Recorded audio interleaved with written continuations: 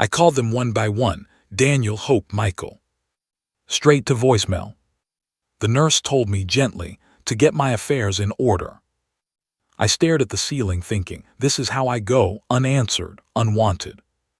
And that was the moment something in me quietly broke. Not with tears, with resolve. I'd spent 62 years building things. Homes, bridges, a family. But when my wife Miriam died 3 years ago, I watched everything crumble. Not the structures I'd engineered, those still stood.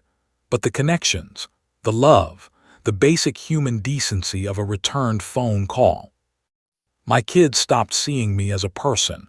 I became a burden, an inconvenience, a reminder of grief they didn't want to face. I thought I was giving them space to heal. Turns out, I was giving them permission to forget me. The doctor's words echoed in my head: early-stage heart disease, manageable with lifestyle changes but serious. Stress wouldn't help. So I made a decision right there in that hospital bed. I'd stop stressing about being loved and start strategizing about being remembered. Let me introduce myself properly. I'm Arthur Wexler, retired civil engineer, father of 3, widower. I built homes for a living, good ones, the kind that last through storms and time. I built our family home with my own hands, every beam and nail placed with care. Miriam and I raised Daniel, Hope, and Michael in that house. We taught them values, hard work, gratitude, family first. At least we tried. After Miriam passed, the house felt too big, too quiet. I'd walk through rooms full of memories and find myself talking to her ghost.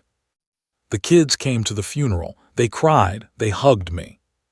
Then they left. Daniel moved 2 hours away and never visited. Hope lived 15 minutes down the road but was always too busy. Michael stayed in town but treated me like a stranger he'd once known. I tried reaching out. Weekly calls that went unanswered, invitations declined, text messages left on read. Eventually, I understood. I wasn't part of their lives anymore. I was just the old man who reminded them of loss. But I wasn't ready to disappear. Not yet. I wasn't invited to my granddaughter's birthday party. Emma turned 7. I've been looking forward to it for weeks, thinking surely they'd include me this time. No call, no message, no invitation. I found out from my neighbor, Mrs. Chen, who saw the balloons and heard the laughter drifting from Hope's backyard. I drove over anyway, dropped off a wrapped gift on the porch, a science kit Emma had mentioned wanting. I rang the bell and waited. Through the window I could see children running, adults chatting, my own daughter laughing. No one answered the door. I left the gift there and walked back to my car, hands shaking. 2 weeks later, I still hadn't received a thank you, not even a text. That night, I sat at my kitchen table, holding the receipt from the toy store. The numbers blurred as I stared at them. I didn't cry. I just stopped pretending this was normal, stopped pretending it was okay. Stopped pretending I deserved this. I used to leave messages, long ones telling them about my day, asking about theirs. I'd send group texts with old photos. Remember this trip to the lake? No responses. I tried dropping by unannounced. Daniel's wife would answer with tight smiles and excuses. Hope would check her watch repeatedly. Michael wouldn't even come to the door. Eventually, I stopped trying. They didn't respond anyway. But I saw them posting pictures together online. Mrs. Chen showed me once, thinking I'd be happy to see them. Daniel's barbecue, everyone there but me. Hope's daughter's dance recital, the whole family in matching shirts. Michael's promotion dinner, champagne glasses raised in celebration. I was invisible in their world, erased, like Miriam's death had taken me too, just more slowly. Except when they needed something. Then suddenly my phone would ring. Dad, can you lend me? Dad, I need advice on. Dad, could you watch? And like a fool, I'd say yes every time, hopping this would be the moment things changed. They never did. At a neighborhood cookout I wasn't invited to, I heard something that changed everything. Mrs. Chen told me the next day, reluctant but honest. Daniel had joked, loud enough for everyone to hear, that I probably didn't even have a will, said I'd likely leave behind an old lawnmower and some debt. People laughed. My son, my firstborn, the boy I taught to ride a bike and help through college, making jokes about my death, about my worth. The funny thing is, they never bothered to ask what I actually had. They always assumed, that I was just a retired civil engineer with a pension, that Miriam and I had lived paycheck to paycheck, that the house was mortgaged to the ceiling. They had no idea about the investments I'd made quietly over 40 years, the property Miriam's mother left us, the life insurance policies I'd maintained, the consulting work I'd done after retirement. They saw an old man, not a strategic thinker. That was their first mistake. The diagnosis came on a Tuesday. Early-stage heart disease, treatable the cardiologist said, but requiring lifestyle changes, less stress, better diet, regular monitoring. He looked me in the eye. You need to eliminate unnecessary stressors, Arthur. Your heart can't handle the strain. I nodded slowly. And I remember thinking, then I'd better cut the dead weight. I didn't tell my kids about the diagnosis. What was the point? They wouldn't answer anyway, and if they did, it would be out of obligation, not love. I didn't want their guilt-driven visits. I wanted something else entirely. So instead of calling them, I called my lawyer. Instead of seeking comfort, I sought control. I started writing everything down, every missed call, every ignored invitation, every moment of deliberate exclusion. Not out of bitterness, out of clarity. I pulled out financial statements I hadn't reviewed in years, property deeds, investment portfolios, insurance documents. And I began to plan. Carefully, methodically. The way I'd always planned structural foundations, ensuring everything would hold weight, ensuring nothing would collapse. There's a second property they never knew I inherited. A small commercial building downtown. Miriam's father bought it in the 70s. We'd rented it out for decades, quiet income that paid for college tuitions and family vacations.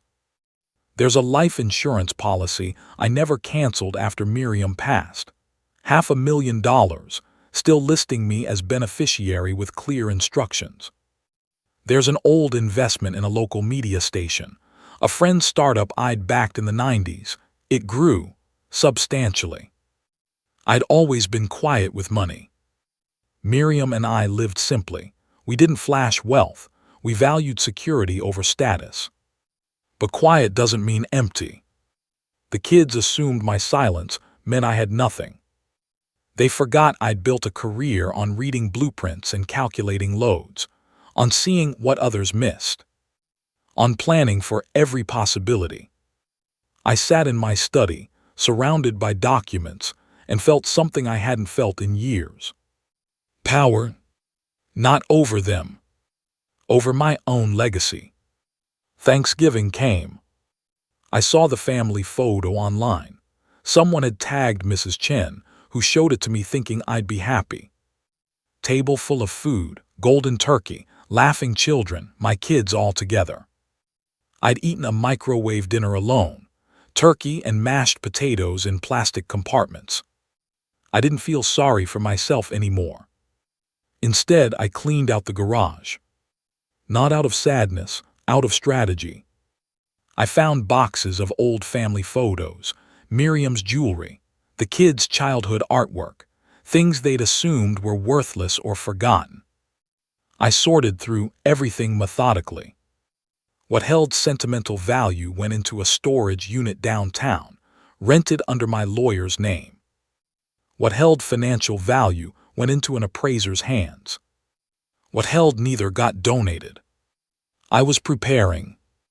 Not for death. For impact. Mrs. Chen knocked on my door that evening, bringing leftover pie. She looked at me with such pity. Arthur, you shouldn't be alone on Thanksgiving. I smiled at her kindness. I'm not alone, Helen. I'm just getting started. She didn't understand then. No one did. I met with Marcus Green at a coffee shop downtown. Marcus was a man I'd mentored 20 years ago, fresh out of college. I taught him the basics of structural engineering, recommended him for his first big project. Now he was the city's lead planner, overseeing development and community initiatives. We talked about the neighborhood, about funding gaps in local schools, about infrastructure projects that kept getting delayed. Marcus looked frustrated. We're always short on private funding. The city can only do so much. I sipped my coffee slowly. What if someone wanted to help, quietly, strategically? His eyes lit up. Arthur, are you serious? I nodded. I'm looking to invest in something meaningful, something with my family's name attached, something public. He leaned forward. I have about 15 projects that would benefit, educational initiatives, community centers, scholarship programs. I smiled. Let's start with education, in my late wife's memory. Marcus pulled out his tablet immediately, showing me proposals. We talked for 2 hours.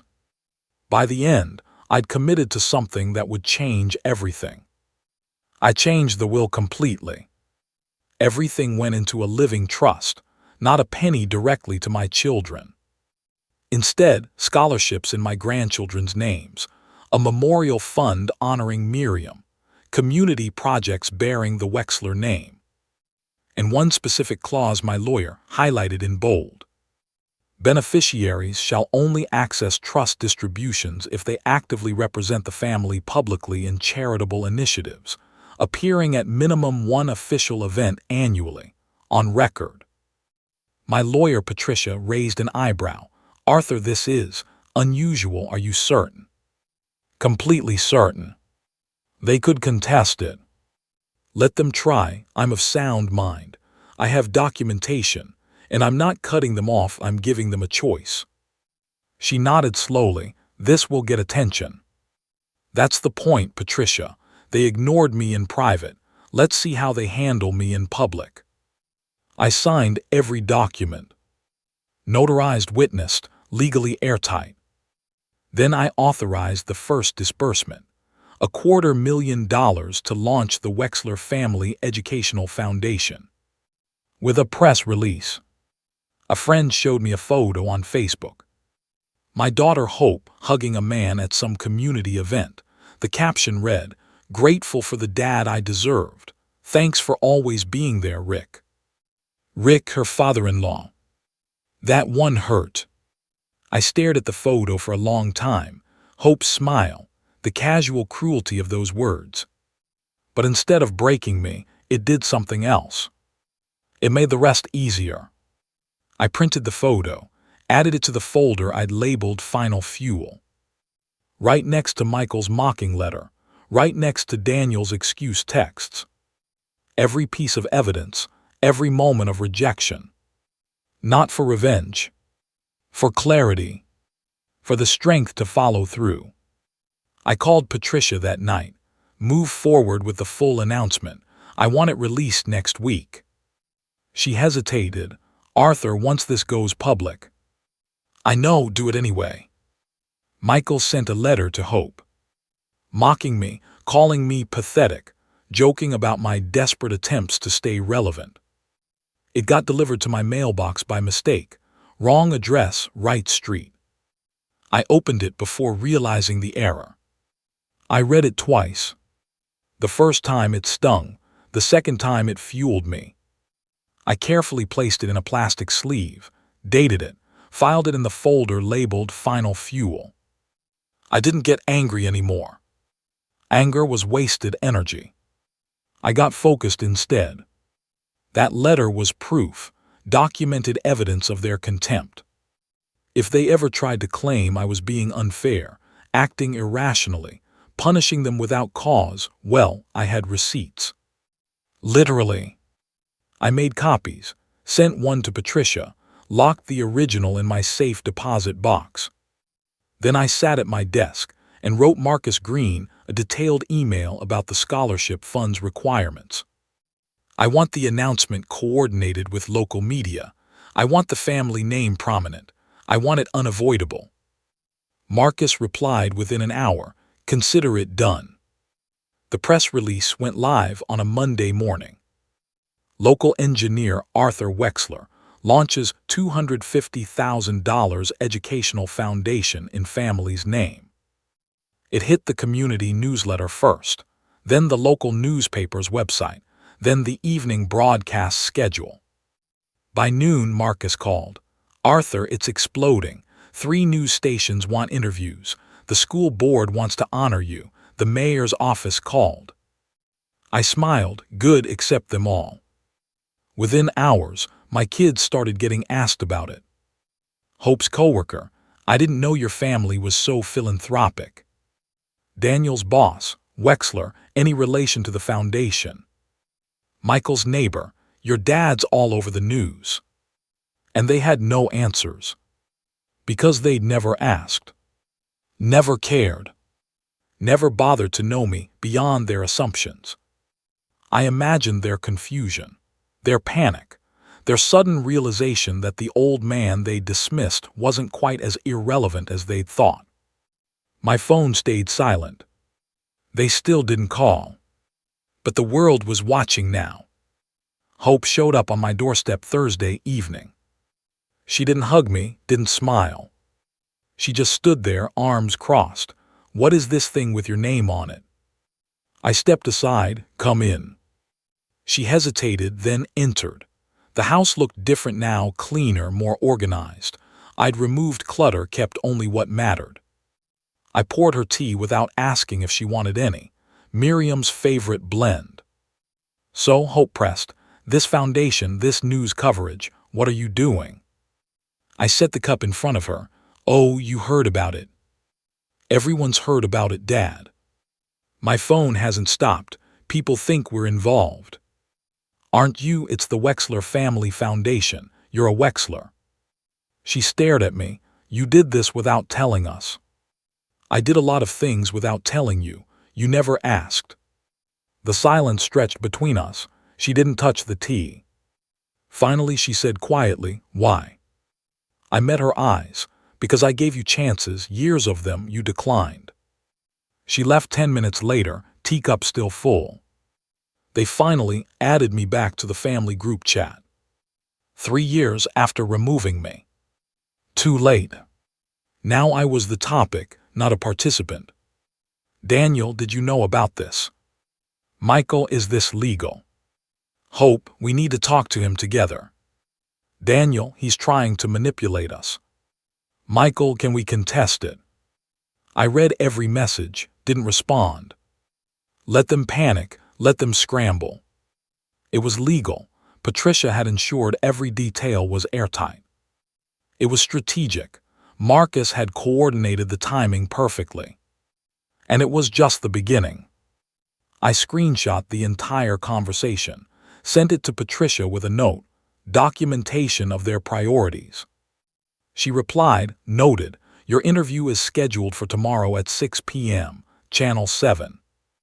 I smiled. The real show hadn't even started yet. 6 o'clock, Channel 7 News. Retired engineer Arthur Wexler donates $250,000 to launch scholarship fund in his family's name. My face filled the screen. Gray hair, steady eyes, calm voice. The reporter asked about my motivation. My late wife Miriam believed education changed lives.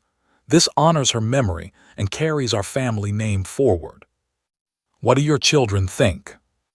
I paused, smiled gently. You'd have to ask them. The reporter moved on, but that moment, that brief hesitation said everything. Viewers would wonder, journalists would dig. My name, their name. Side by side. Unavoidable. Marcus texted during the broadcast, Beautifully done. Mrs. Chen called after. Arthur, I saw you on TV. I'm so proud. My kids. Silent. But I knew they'd watched. Everyone was watching now. Channel 7 requested a follow-up interview. I agreed, sat in the same chair, same calm demeanor. The reporter asked about my engineering career, my marriage, my community involvement.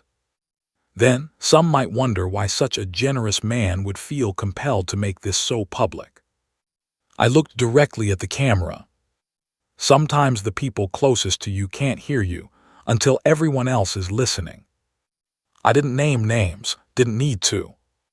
The reporter's eyes flickered with understanding. That's quite profound. It's just truth. Sometimes quiet people get overlooked until they decide to speak up. The interview aired that evening. My phone exploded with messages from old friends, former colleagues, neighbors. Nothing from Daniel, Hope, or Michael. But I knew they'd seen it. Everyone had. And the message was clear. I wasn't the forgotten old man anymore. All three of them came over Sunday afternoon. Daniel was angry, Michael looked smug, Hope was quiet. They sat in my living room like strangers at a business meeting. Daniel spoke first. Why would you do this? I looked at each of them, really looked. Because I gave you the chance to care, you declined. Michael scoffed. This is manipulation. Number manipulation would be threatening to cut you off completely. I'm offering you a choice. What choice? Hope asked softly. Be part of this family publicly or walk away. Show up once a year. Say my name, honor your mother or don't, but decide. Daniel stood. This is insane. This is clarity. For the first time in 3 years, you're all in the same room with me. That took $250,000 and a news broadcast. So who's really insane here? They had no answer. I made them dinner, roast chicken, Miriam's recipe, the one they used to request every Sunday. We sat around the table in thick silence. Then I laid out everything. The trust, the foundation, the requirements, the legacy. You each have a choice, I said calmly. Participate in this family's charitable work publicly, one event per year on record, or walk away entirely and forfeit any future inheritance. Daniel pushed his plate away. You can't force us to perform for you. I'm not. I'm offering you the option to be part of something meaningful, something that honors your mother, something that helps this community. Hope's voice cracked. Why like this? Because quiet didn't work. Asking didn't work. Begging didn't work. So now the world is watching and you have to decide who you want to be. Michael laughed bitterly. You're really doing this. I already did it, you're just catching up. They left without finishing dinner. The food sat cold on their plates. I wrapped the leftovers and ate them throughout the week. They called it manipulation. Daniel threatened legal action. I reminded him I was an engineer. My structures don't collapse, son. I checked every load-bearing detail. This trust is airtight. You're trying to control us. No, I'm giving you consequences. That's called parenting, something I should have done more of. Patricia sent me updates throughout the week. Daniel had consulted 3 lawyers. All told him the same thing. The trust was legal, clearly written, and I was demonstrably of sound mind. Michael tried a different approach, spreading rumors that I was having a mental health crisis. Too bad I'd already completed a full psychological evaluation last month, passed with flying colors, documentation on file. Hope stayed quiet. She was always the smart one. They could fight, they could threaten, they could smear my name. But I wasn't begging anymore. I wasn't negotiating. Let them choose. Daniel leaked a story to a reporter, said I was mentally unstable, possibly suffering from grief-induced delusion. The reporter called Patricia for comment. She calmly provided my recent psychological clearance signed by a licensed psychiatrist. Dated, official. Mr. Wexler is of completely sound mind and acted with full legal capacity. The story died before it published. Daniel's reputation took the hit instead. His employer caught wind of the attempted manipulation. An HR investigation followed. I didn't lift a finger. I just let the truth speak. Marcus called me concerned. "Arthur, this is getting messy." Necessary messes often are, but the foundation's intact, right? Completely. In fact, applications are already coming in. Good, let's keep moving forward. Try again, son. The fallout hit them harder than I'd expected. Daniel got fired after the scandal reached his HR department. Attempting to publicly discredit a philanthropic family member didn't align with company values, apparently. Michael's wife filed for separation. She'd apparently been watching everything unfold and decided she didn't want to be associated with his behavior. Hope lost a job opportunity. During her final interview, someone mentioned seeing the family drama online. Reputation concerns, they called it. I never attacked them directly. I never had to. I just stopped shielding them from the consequences of their own choices. For years I'd covered for them, made excuses, absorbed their cruelty quietly. Now I simply stepped aside and let the world see who they really were. And the world wasn't impressed. Mrs. Chen stopped by with soup. "Arthur, I'm hearing things. Are your kids okay?" "They're adults, Helen. They're handling adult consequences." "But I spent 3 years being ignored, being erased. I'm done protecting people who won't protect me." Hope came back 2 weeks later. Alone this time. She knocked softly, waited. I opened the door. She looked tired, older somehow. "Can I come in?" I stepped aside. We sat in the living room. She twisted her hands in her lap. "I didn't know how bad it was," she said finally. "How much we hurt you." I nodded but didn't respond. "I'm sorry." The words hung in the air. "Okay," I said simply. She looked up surprised. "That's it?" "What do you want, Hope? A hug, immediate forgiveness, that's not free anymore." Her eyes filled with tears. "I want to fix this." "Then show up, not just today, next month, next year, consistently, publicly. Be part of this family in action, not just words." The foundation requirements. "Yes." She nodded slowly. "Okay." But I didn't offer comfort, didn't reach across the space between us. That bridge had burned. If she wanted to rebuild it, she'd have to do the work. I sat at my desk that night and read the letter I'd written to Miriam after the diagnosis. I'd never mailed it, never intended to. It was just for me. "Miriam, I kept your name alive. I made sure they remembered you, even if they forgot me. I built something that will last longer than my hurt, and I finally remembered myself not as their father but as Arthur, a man with value, with purpose." I folded the letter carefully and placed it in a frame beside her photo. She smiled at me from 20 years ago, young and vibrant. I smiled back. "I did it," I whispered. "I really did it." The house was quiet, but it didn't feel lonely anymore. It felt intentional. Like the foundations I used to build, solid, measured, designed to last. 1 year later, I stood in the high school auditorium as they unveiled a plaque. The Wexler Foundation, in honor of Arthur and Miriam Wexler.